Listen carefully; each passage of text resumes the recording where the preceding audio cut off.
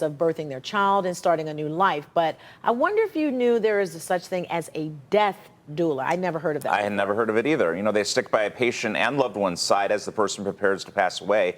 It's an occupation that, in fact, is growing nationwide. Our Mike Holden joins us now in the studio with the need and how they're helping bring some comfort to families right here in Northeast Ohio. Danita, Mike, good morning to you. Now, initially, you may be caught off guard by that title, but death doulas are around to simply provide support. The pandemic really sparked a surge in interest, and death doulas, bottom line, understand the struggles and pain and want to make the entire experience as comfortable as possible. I find the beauty in death instead of it being scary. For as long as she can remember, Cleveland native Kacie has found joy in caring for others. The mom of 3 worked hand in hand with patients as a registered nurse for more than a decade. The COVID-19 pandemic and a terminally ill patient's final words, though, made her reshape her outlook.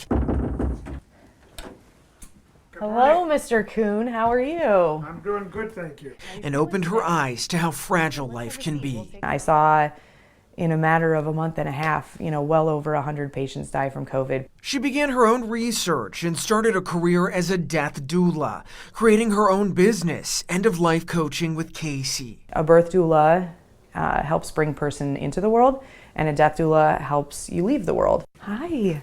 How you feeling today, Tommy? Kacie acts as a soothing voice for her patients. She checks their vitals and utilizes her nursing skill set. But she now adds an additional layer of support in their final weeks, days, and hours of life. Her goal is to offer support emotionally, physically, and spiritually. I just find that I'm able to bring comfort not only to my patients, but also their family members by kind of explaining, here's what we might see. And what they might see is different for everyone. She's there to help patients and families feel comfortable when they're overcome with emotion, or help everyone feel safe when that person crosses over to the other side. I touched his hand and I said, I want you to know she's going to be okay. She has a wonderful husband and she has a great group of friends. Sometimes she spends 1 hour a week with the patient.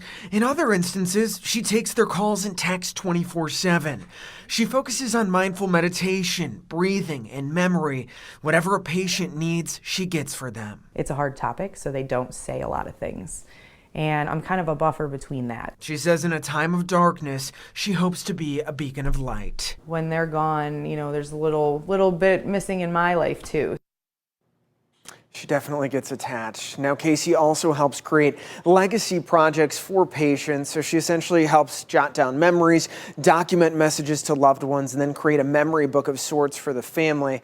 And the business has grown so much, really nationwide, that in some cases, these death doulas are scheduling appointments virtually. To check out all of her services, click on over to news5cleveland.com. And Mike and Danita, we also wanted to point out, she said she really gets emotional because she deals with people who have terminal cancer. She'll write birthday cards and help their loved ones write those messages out they can then pass along after they pass away. So it's really a heartfelt situation. Wow. And such an important position to be in and definitely needed, bringing that encouragement and that hope in that time. And for the families, I'm sure having that added assistance just has to help so much. Mike, thank you.